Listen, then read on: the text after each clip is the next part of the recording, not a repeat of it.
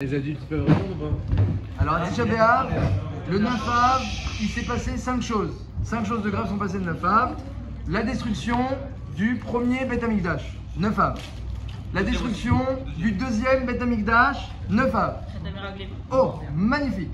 Les Meraglim, ils sont revenus, ils ont raconté que la terre d'Israël elle est catastrophique, on ne peut pas rentrer, tout le monde a pleuré le 9 Av. C'est d'ailleurs la première faute qui s'est passée le 9 Av. Hachem il a dit, ah, vous pleurez pour rien, moi je vous donne une belle terre, vous pleurez pour rien. Et alors ce jour-là sera fixé comme un jour de tristesse pour l'éternité. L'éternité entre guillemets. Jusqu'à la venue du Mashiach où le 9 Av sera une simcha, comme c'est marqué dans le Navi. Donc, Chet HaMeraglim 9 Av. Il manque encore deux choses. Qu'est-ce qui s'est passé le 9 Av? Il y a eu l'incident de la ville de Bétar. Vous avez entendu parler de la ville de Bétar? Bétar. On va raconter l'histoire de la ville de Bétar, pardon, je sais pas. Oh, oh, il a fait, avec les combattants, il a fait. Et enfin, Jérusalem a été labourée le 9 Av comme un champ. Sion, Sadeh, Techera. Ils ont labouré Jérusalem, ils ont le 9 Av. Ouais, ils ont labouré Jérusalem, ils ont désurbanisé la ville, qu'elle soit plus mamache qu'un sentier. Alors, qui a entendu parler de Bar Korba? Bar Korba. Bar Koziva. Il a deux noms. La Gemara dit qu'il s'appelait Bar Koziva, mais Rabbi Akiva, il l'appelait Bar Korba. Bar Koziva, ça veut dire le fils du menteur.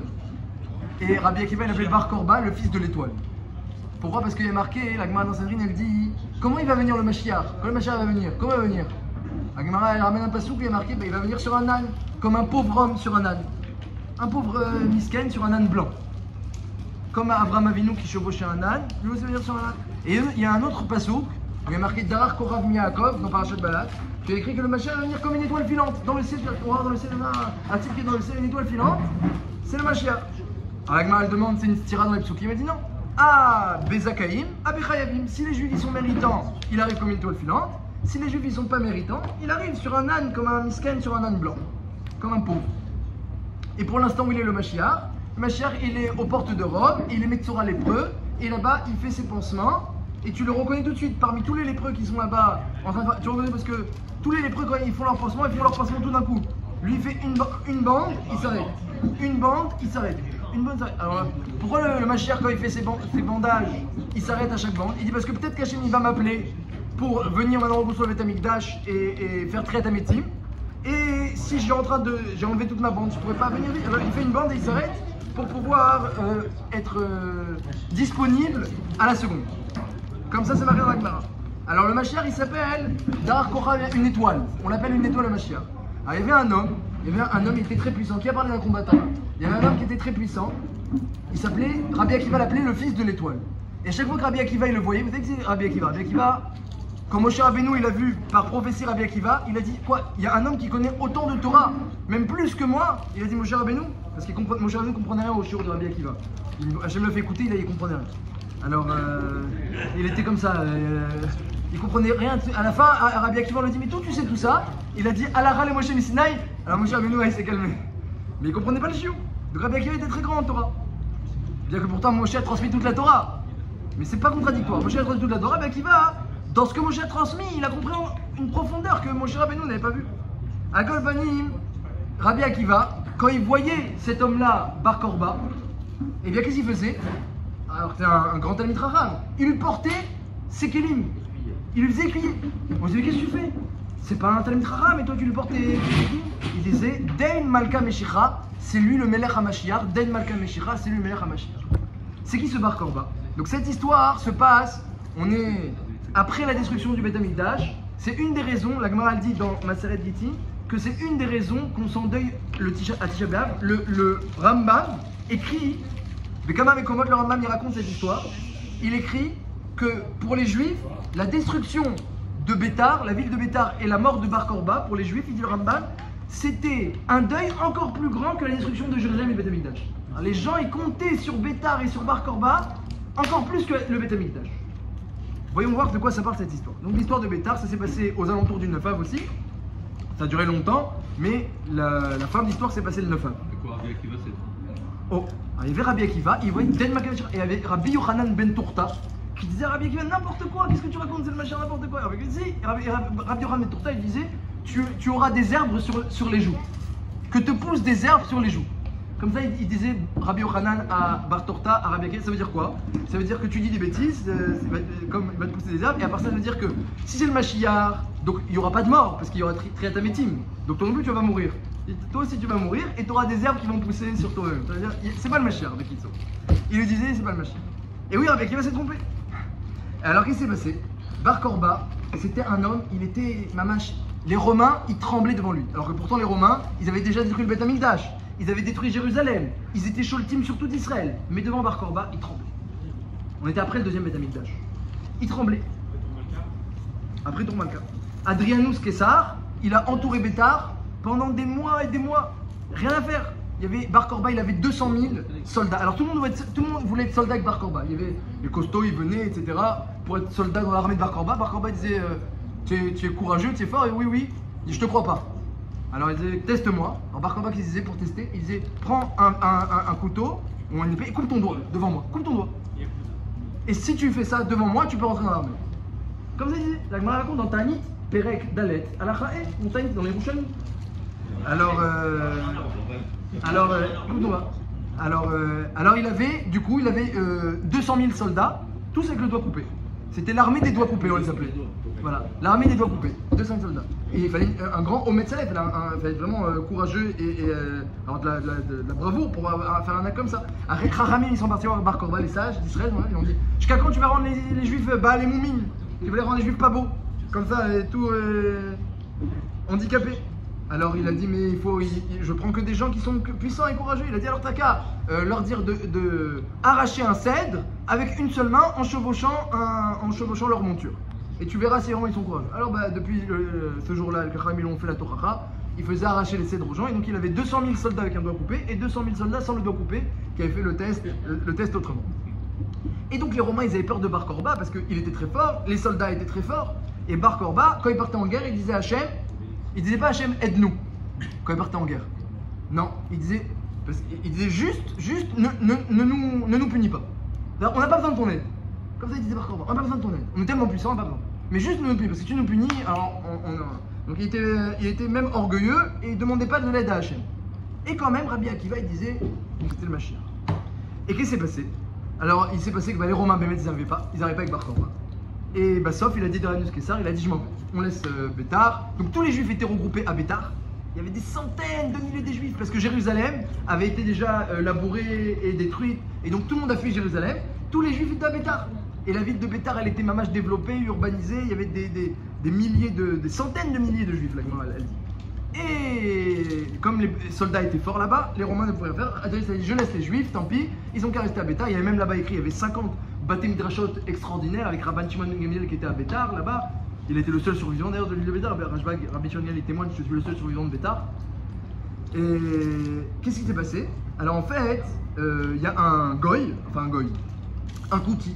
Kouti c'était les juifs qui étaient à moitié convertis, à moitié idolâtres et à moitié juifs aussi. Il y a un Kouti qui aimait pas trop les juifs d'ailleurs. Et il a compris, il était quand même chacham, il a compris la force des juifs. Il a dit la force des juifs, c'est Rabbi Eliezer Amodai. C'est qui Rabbi Eliezer Amodai? Rabbi Eliezer Amodai, c'était un grand Talmid Chacham de l'époque, que tous les jours il priait, il jeûnait, il priait, il faisait des tzomot, il priait, il jeûnait tous les jours, et il disait à Hachem, s'il te plaît, ne juge pas Bar Korba, ne le juge pas, parce que tu le juges, c'est fini. Il n'est pas méritant. Il voyait qu'il n'était pas méritant. Ne le juge pas. Et ne juge pas les juifs de l'époque. Parce que si maintenant tu t'assois sur qui c'est digne, en malasa. Et lui il priait, il jeûnait. Et comme ça, tous les jours, il disait aujourd'hui Hachem, s'il te plaît, aujourd'hui ne les juge pas. Et chaque jour, il répétait aujourd'hui ne les juge pas, il jeûnait et priait. Un jour, il y a ce goy là, ce Kouti, il a dit alors Adrianus Kessar, il était en train de partir. Et le Kouti, il a dit moi, je sais, je connais leur force, je sais, montre-moi. Et il est parti voir Rabbi Eliezer Amodai qui faisait la Mida. Et il commence à lui parler pendant la Mida. Et il commence à lui dire des choses. Et Rabbi Eliezer Amodai, il voit même pas qu'il y a quelqu'un, Shum Davar, il lui parle. Et tout le monde a vu qu'il parle à Rabbi Eliezer Amodai. Ils sont partis dire à Bar Korba écoute, il y a un type qui est suspect. Hein, on le voit tout le temps parler avec le Kessar Adrianus, avec Adrien. Et il est parti maintenant parler à Rabbi Eliezer Amodai. Bon, alors Bar Korba il va voir Rabbi Eliezer Amodai.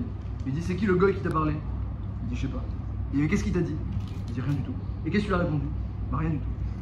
Alors après il va voir le goy, il dit qu'est-ce que tu lui as dit? Je lui ai dit qui tu préfères entre ta vie Et si Kessar il te dit ou ta vie ou ton pays, qu'est-ce que tu dis? Il dit bah ma vie. Et alors qu'est-ce que tu fais? Il dit bah je livre. Le gars il raconte sur Rabbi Eliezer Amodei, le gars il a dit je livrerai mon pays et je livrerai Bar Korba à écart que ma ville soit protégée. Comme ça le gars il a raconté à Bar Korba. Et donc Bar Korba il est retourné voir la vidéo, il a dit des choses sur toi, il dit je sais même pas de quoi il s'agit. À vous, et non. Alors il lui a donné un coup de pied. Il lui a dit Bar Korba. Il a donné un coup de pied à Rabbi Eliezer Amodei. Je me rappelle plus. J'ai oublié. Et il faut voir dans la Gemara là-bas. Est-ce qu'ils étaient en famille? Je sais pas. Il lui a donné un coup de pied et Rabbi Eliezer Amodei est mort à la Makom à cause du coup de pied de Bar Korba. Il était tellement fort à Bar Korba qu'un petit coup, paf, il est mort. Et il y a une bête colle qui est sortie qui a dit aujourd'hui je siège, je m'assois sur Midat Kisedin et il n'y aura pas de Tekouma, il n'y aura pas de survivants qui matent sur la ville de Bétar. Et après Adrianus, quand il a entendu ça, que maintenant c'est bon, les Juifs ils ont perdu Rabbi Eliezer Amodei, il est venu avec 80 000 sonneurs de chauffard. C'est tout ça, des sonneurs de chauffard? C'est des gens, ils sont pas là pour combattre, ils sont seulement là pour réunir les armées. Il y avait 80 000 sonneurs de chauffard. Imaginez le nombre de soldats.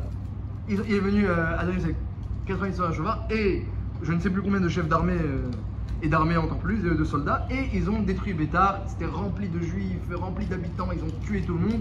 Il y avait du sang à tel point que les chevaux ne pouvaient plus avancer. Ils n'arrivaient plus à avancer les chevaux tellement le niveau du sang était monté, ça s'était rempli. Le sang a coulé jusqu'à Yamagadol, et ne crois pas que Yamagadol elle était à côté de Bétar.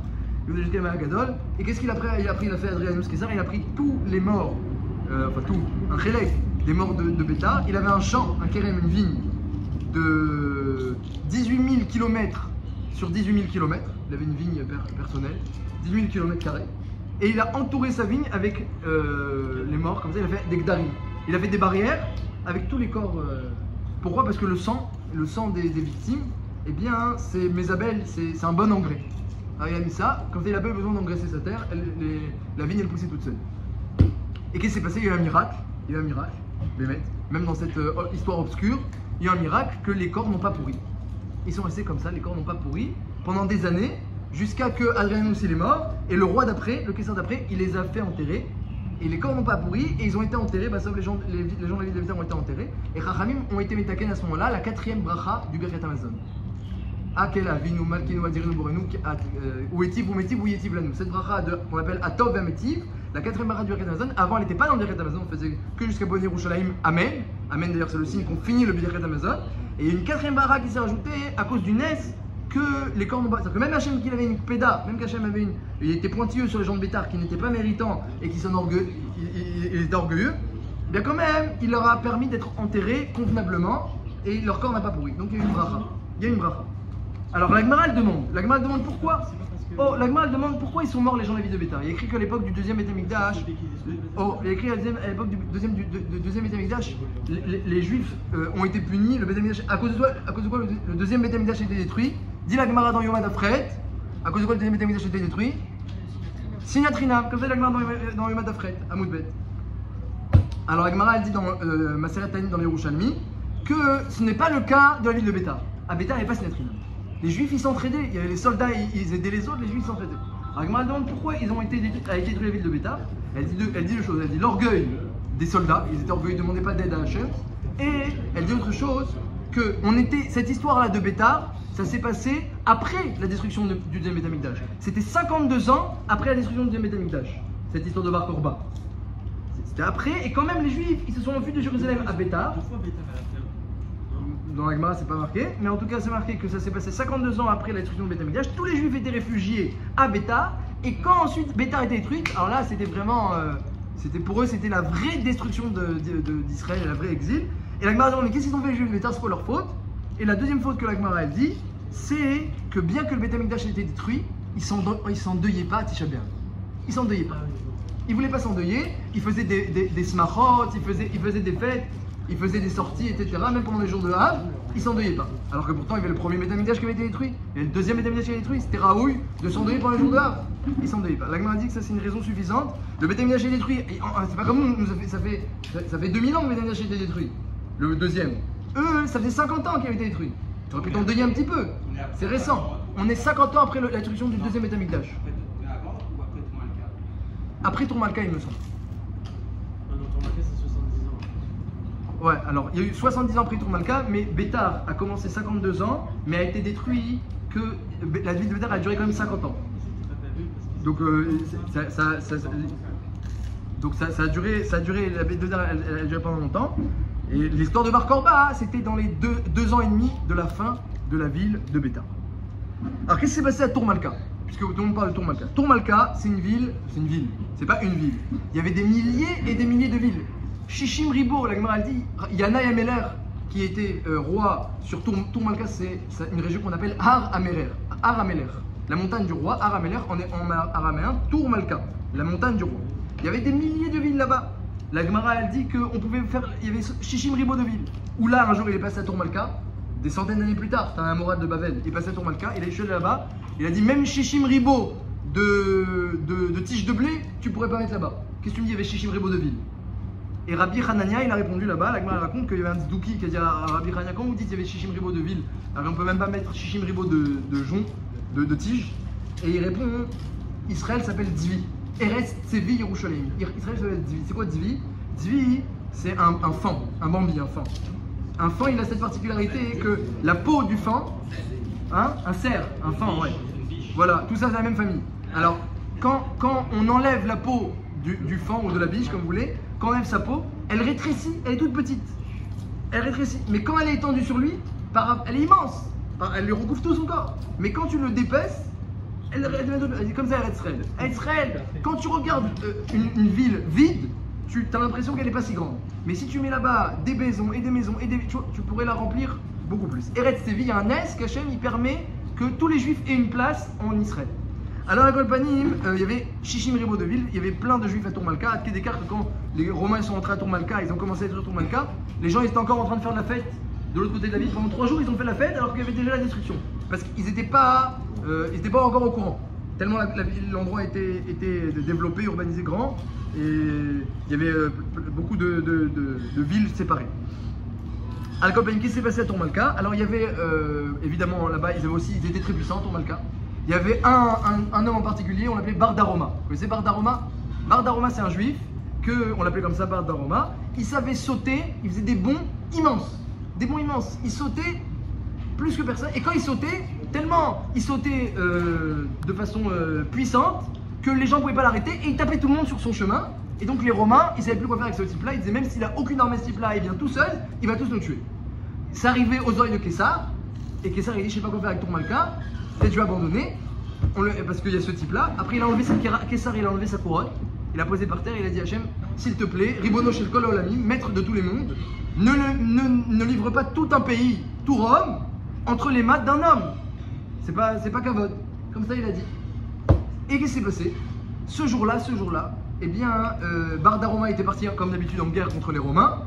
Et il a eu il a dit Nirshal Bilshono. Il a une phrase pas jolie. Il a dit un passouk de Tehillim qui est pas joli. Il a dit Allo Elohim Zanartanu. Il a dit Hachem, tu nous abandonnes. Lotetse Betzivotenu. Tu sors pas avec nous en guerre. Il y a un passouk comme ça en Tehillim. Tu nous abandonnes, tu sors pas avec nous en guerre. Et c'était pas joli. David Amelach il a dit, qu'est-ce que tu dis que c'est pas joli? Il dit, David Amelach il a dit, avec un point d'interrogation, Hachem, tu nous abandonnes. Hachem, tu sors pas avec nous en guerre. Et lui, Bar Daroma, il a dit avec un point d'exclamation, Hachem, tu nous abandonnes. Hachem, tu sors pas avec nous en guerre. Donc il a dit une chose pas jolie. Je disais que c'était un passouk de Tehillim. Alors ce jour-là, Bémet, eh bien, quand il est parti aux toilettes, il y a un serpent qui est venu, parce qu'à l'époque les toilettes étaient dans les champs, dans les sadas. Il y a un serpent qui est venu qui l'a piqué. Et il est mort Bar Daroma. Quand il a entendu ça, le Kessar, il a entendu que sa prière a été exaucée. Il a eu peur d'Hachem, Nora Balia, il dit quoi, Hachem il écoute les prières de tout le monde. Il a eu très peur, il a dit je veux pas conquérir Tourmalka, je m'en vais. Et il est parti avec toute son armée, ils sont partis. Et Tourmalka qui était aussi orgueilleux un petit peu, eh bien qu'est-ce qu'ils ont fait? Ils ont fait une fête dans tout Tourmalka pendant 3 jours et 3 nuits. Ils ont allumé des bougies, il y avait tellement de bougies allumées à Tourmalka qu'il n'y avait pas quelqu'un aux alentours de Tourmalka qui ne pouvait pas regarder sa bague et voir le saut de sa bague pendant la nuit. Tellement il y avait des bougies, des lumières, ils ont fait une fête extraordinaire. Et il a vu ça, le Kessar, il a dit c'est fiche de ma tête. Moi j'abandonne, je laisse, et eux ils se moquent de moi. Il a dit on revient. Quand il a vu que les Juifs ils se moquaient de lui, on revient. Il a amené 300 000 soldats. 300 000 soldats, vous connaissez très bien. Alors, il avait 300 000 soldats et ils ont conquis, ils ont détruit Tourmalka en 3 jours et 3 nuits, tellement c'était grand. Et ils continuaient à faire la fête d'un côté alors qu'il y avait déjà la destruction de l'autre côté. Donc Tourmalka aussi une ville immense. Après le Beth Amikdash, la Gemara elle demande quelle est la faute de Tourmalka, elle demande la Gemara. Quelle est la faute de Tourmalka? Qu'est-ce qu'ils ont fait Tourmalka? Et le Seigneur répond, ils s'endeuillaient pas pendant les jours de Havre. Incroyable. Ayou aussi Mchagigot et Mishtot. Et même pendant l'année, ils faisaient des fêtes, ils faisaient des smachot, des... Ils s'endeuillaient pas. Arameler, c'est Arameler. Du coup, je sais pas, mais Arameler. La région de Arameler. Je sais pas du tout. Al-Kol Panim, c'est quoi leur faute? Ils s'endeuillaient pas sur Jérusalem. Voilà la faute. On doit s'endeuiller sur Jérusalem. Et même toute l'année, quelqu'un qui va aux côtés de la Maharavi pendant l'année, il a une obligation de faire créa, de déchirer son vêtement. Et on doit, dans Jérusalem, on ne doit pas faire des fêtes avec des instruments de musique. Il y a plein d'alachot dans le Shulchan Aruch sur le deuil pendant toute l'année. Si quelqu'un il a une maison qui lui appartient, il doit faire un carré de une ama sur une ama où il met pas la base de ciment. À Jérusalem ou partout? À Jérusalem, il ne faut pas qu'il y ait d'instruments de musique à Jérusalem. Non, mais sur le mur d'une maison. Ah non, n'importe où. Si vous avez une maison à vous, il faut laisser une ama sur une ama sans ciment. Peut-être qu'on peut le faire après, on peut le faire à Bediavad, je vérifierai. Al-Kol Panim, Al-Kol Panim, et non, à l'entrée de la maison, à l'entrée, l'endroit le plus visé. Voilà, à l'entrée. Al-Kol Panim, ils s'en dépassent sur Jérusalem. La Gemara dit, mais et à part ça, et c'est tout. C'était des bons juifs, ils faisaient la Torah, et on était juste après la destruction du Beth Amikdash, comme on avait dit 50 ans, et tu n'en es pas sur Jérusalem, ça c'est leur faute. Et il y avait encore une autre ville, la ville de Kfar Sachania. Kfar Sachania, une ville où il y avait beaucoup d'habitants, la Gemara elle dit, beaucoup aussi de petites villes là-bas, c'était une des villes de Tourmalka, de Kfar Sachania, c'était des grands tzadikim. Kfar Sachania, des grands tzadikim. La Gemara dit, d'où tu sais que c'était des grands tzadikim? Raconte un peu des histoires. Elle dit, regarde, un Harous vers Haroussato, il y avait un fiancé et une fiancée. À l'époque, vous savez, le fiancé et la Kfar Sachania, le village de Sachania, ils étaient très tzadikim. Il y avait un fiancé et une fiancée, c'est-à-dire que à l'époque, pas comme aujourd'hui, il donnait la bague 12 mois avant la roupa. Donc ils se fiançaient en donnant la bague.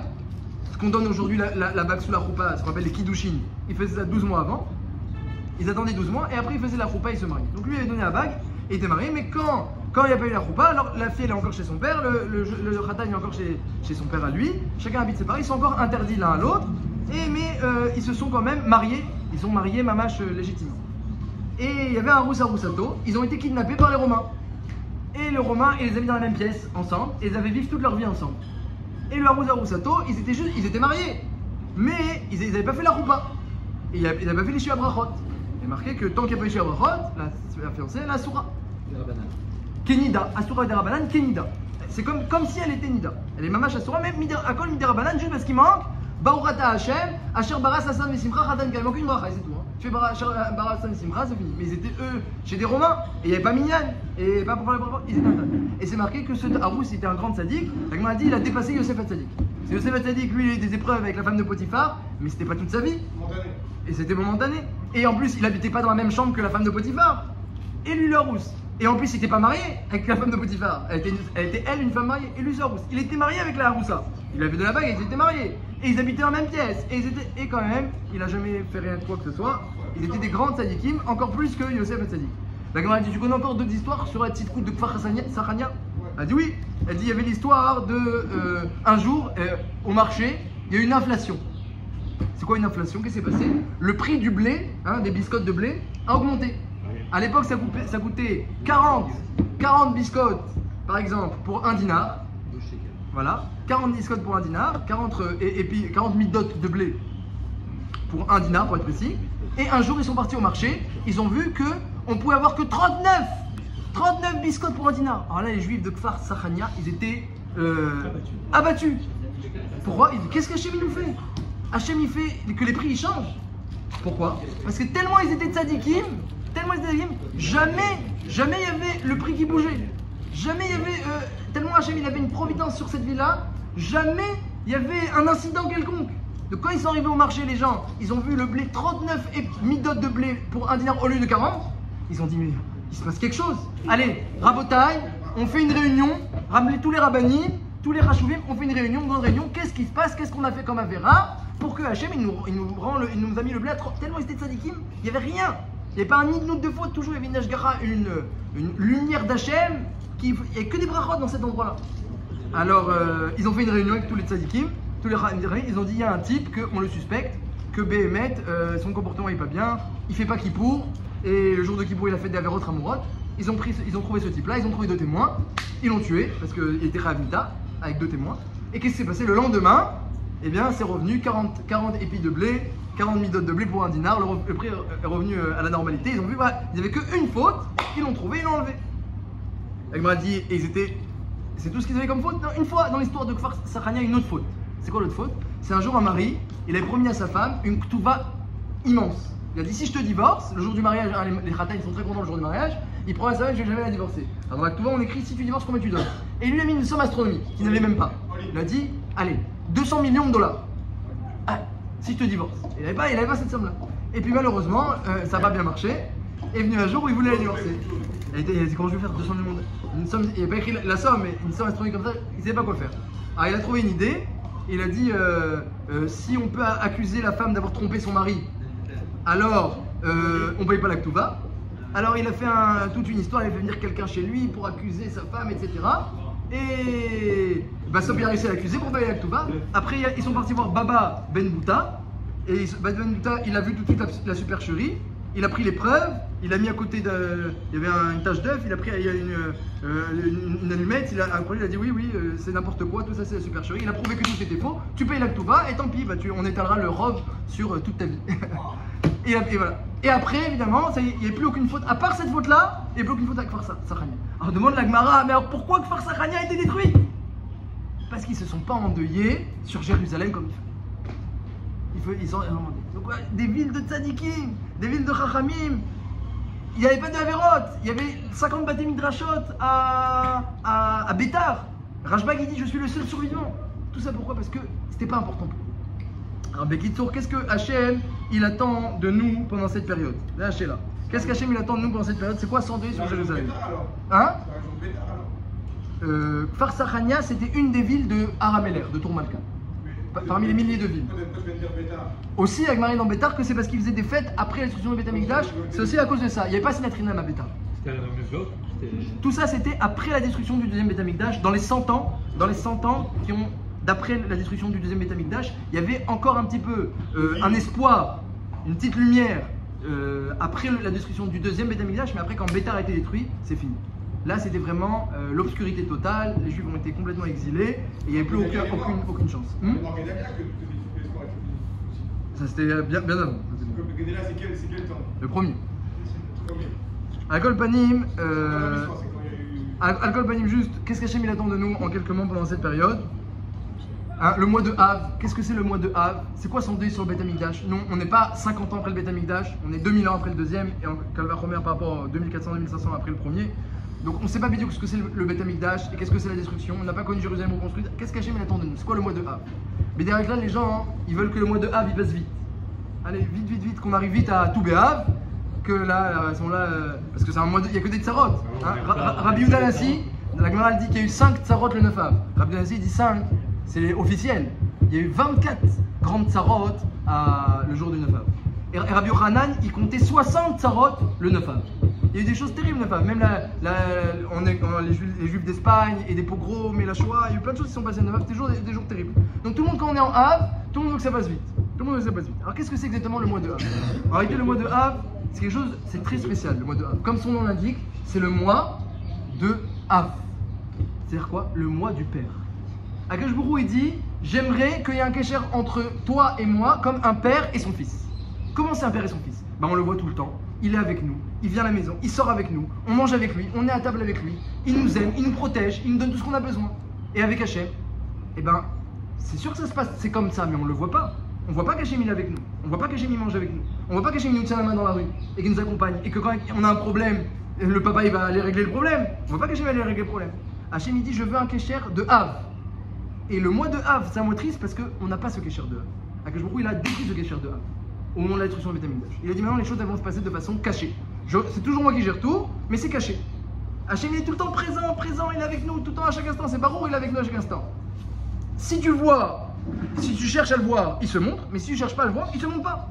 Si tu penses à lui, il pense à toi, il se montre, mais si tu penses pas à lui, il se montre pas, il reste caché. Et le mois de Av, c'est le moment où Hachem vient et dit je veux révéler le kécher. venez, on révèle le Kesher. Et donc du coup, c'est très triste ce mois-là, parce que si tu regardes bien le Kesher, tu vois que le Kesher, il est pas. Il est douloureux, le Kesher. Il est douloureux. Voilà. Et parce que finalement, le matzav du Kesher, maintenant, la situation de la table avec le père et son fils, c'est que la table elle est détruite, que le père il pleure, malheur à moi que j'ai renvoyé mes enfants de la table, il a av chez Gala et Banav Mishulchano, et il a banim chez Galo Mishulchanaviem. Le père il pleure, pourquoi j'ai renvoyé mes enfants de la maison? Les enfants ils sont en dehors de la maison, ils pleurent, malheur à nous qu'on s'est fait renvoyer de la maison du papa. Et donc, mais finalement, hein, quand dans ce mois de Av tu penses à ça, et tu réfléchis et tu prends conscience, finalement qu'est-ce que tu es en train de faire? Tu es en train de renouer le Kesher.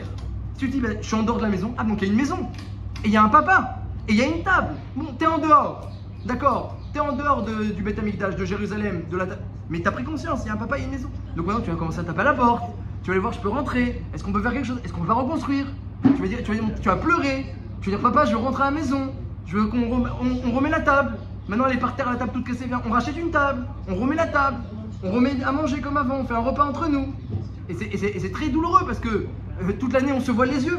On ne prend pas conscience que la table elle est cassée, que le père il pleure et que nous on est en dehors de la maison. On prend pas conscience. Et pendant ce mois-là, c'est un mois très, mais finalement ce mois très douloureux, c'est on renoue le Kesher, on renoue le lien avec Akadosh Baruch Hu. Donc c'est un mois très important et chaque jour même le 9 Av d'Avka c'est précieux. Les instants de Av ils sont précieux le jour de 9 Av. Faut pas penser à la sortie de 9 Av. C'est pas la bonne pensée pendant le 9 Av, c'est pas la sortie de 9 Av, c'est je suis en train de me lier à la Shrina.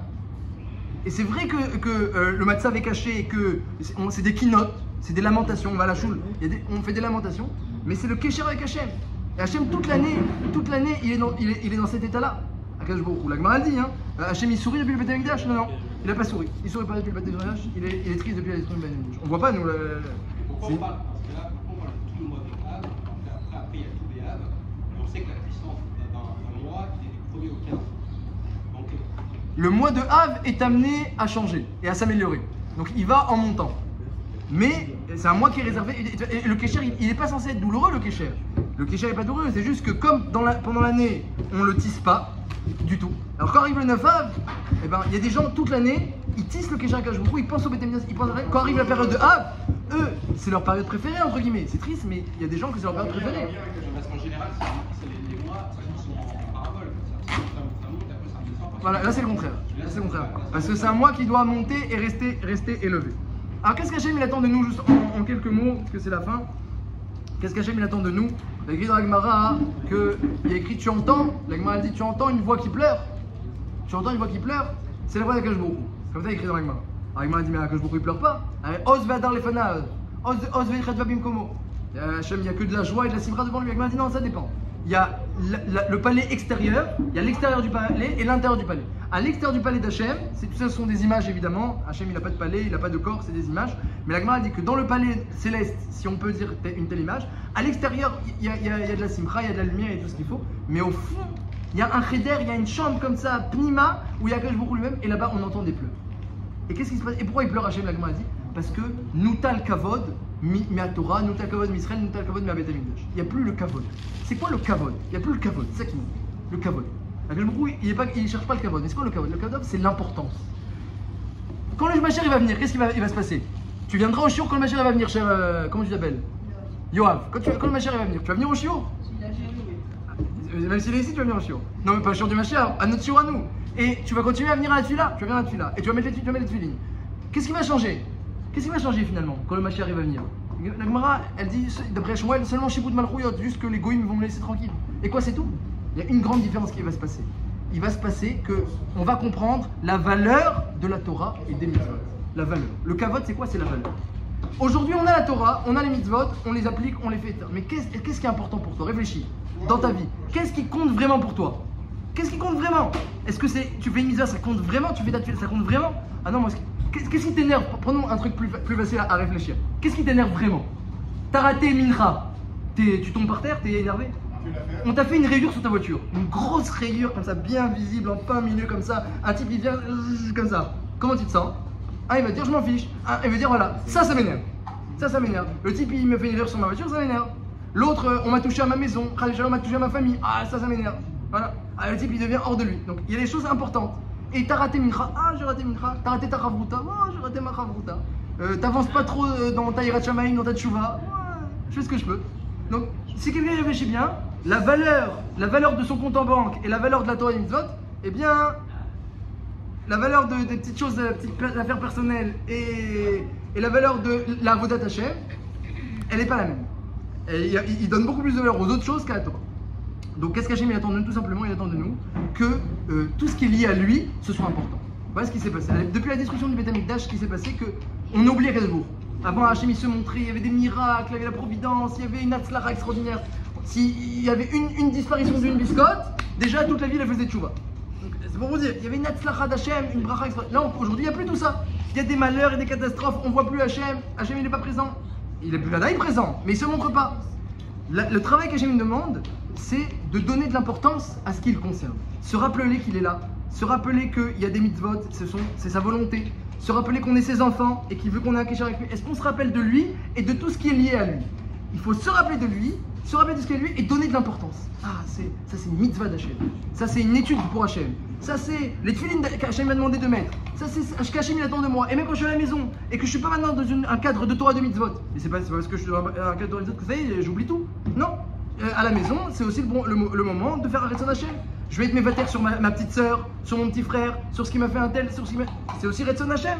Donc on est dans la maison à chaque instant, on est confronté aussi à faire la volonté du roi.